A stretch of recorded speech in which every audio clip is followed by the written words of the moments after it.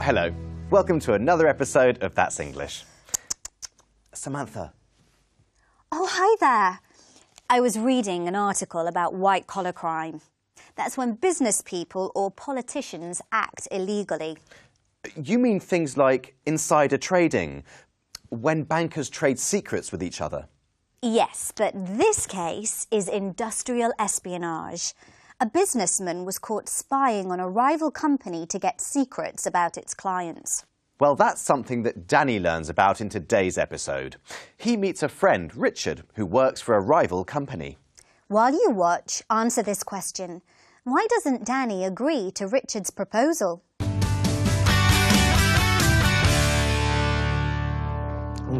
So, Richard, I hear you're accounts manager at Goldman Media now.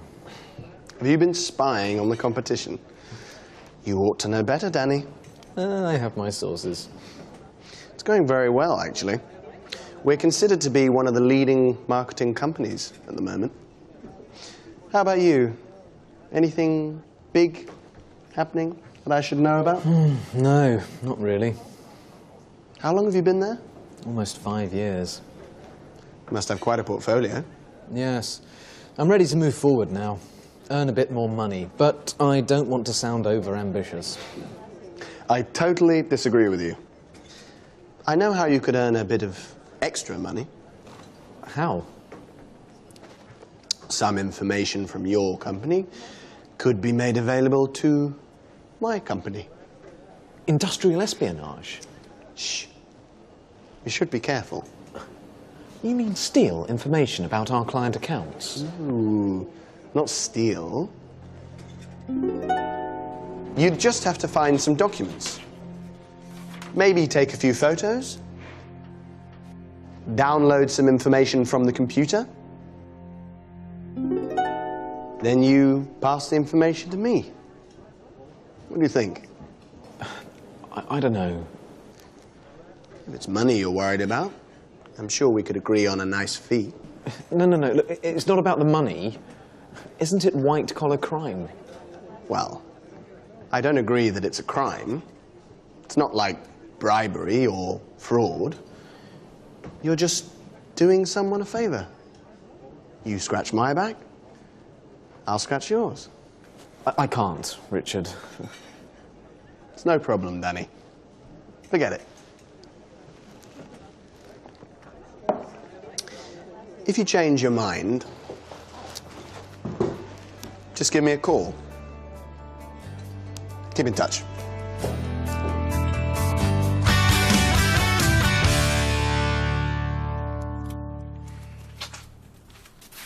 Oh, you're up early for a Saturday.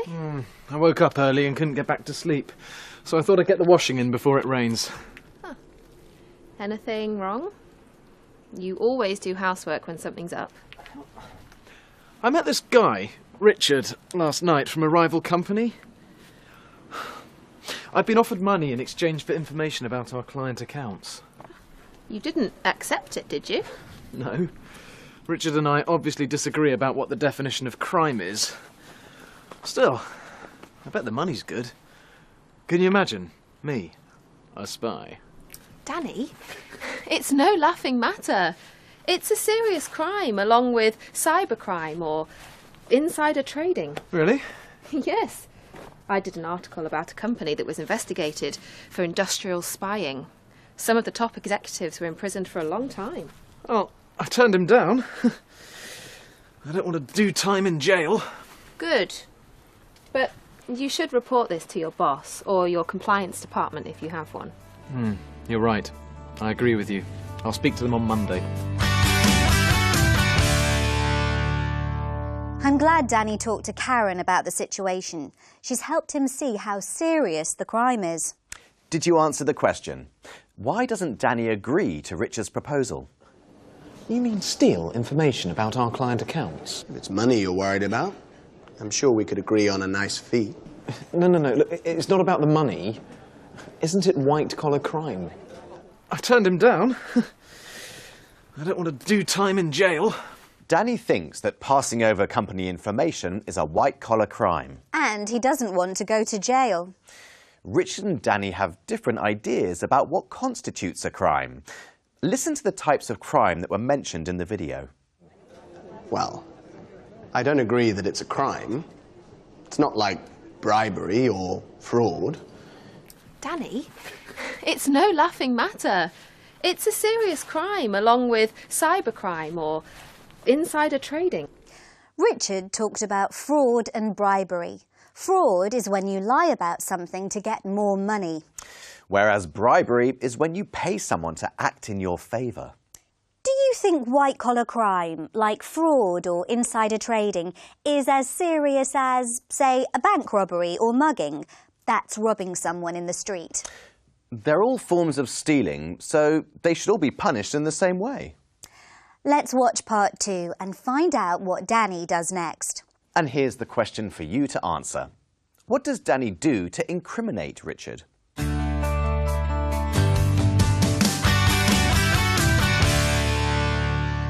Yes, Richard Ellison. He was believed to be involved in a blackmailing case last year, but it couldn't be proved and the case was dropped. Really? And he's asked you to steal information about your clients for him. Yes, but I said no, of course. He told me to call him if I changed my mind, but I won't. You did the right thing coming to me. I didn't think it was that serious. I have to disagree with you. It's information theft and you're obliged to report it. Some years ago, an employee from this company was involved in a similar case. He accepted the money and was fired for it and later faced criminal charges. So, companies are really cracking down on corruption. Yes, that's why the compliance department should be informed when something like this happens. And Richard's done this before? Yes. He's known to be involved in industrial spying, but he's never been prosecuted. We've never had any proof. What kind of proof is needed? If someone passed him some information and he was found to have acted on it, that would do. So, if I gave him some information and he used it? Then we might be able to catch him. Would you agree to do that? Yes, I would. Good. I'll talk to the police. Once we get the false information from your boss, you'll be told exactly how to pass it on to Richard Ellison. Thank you, Danny.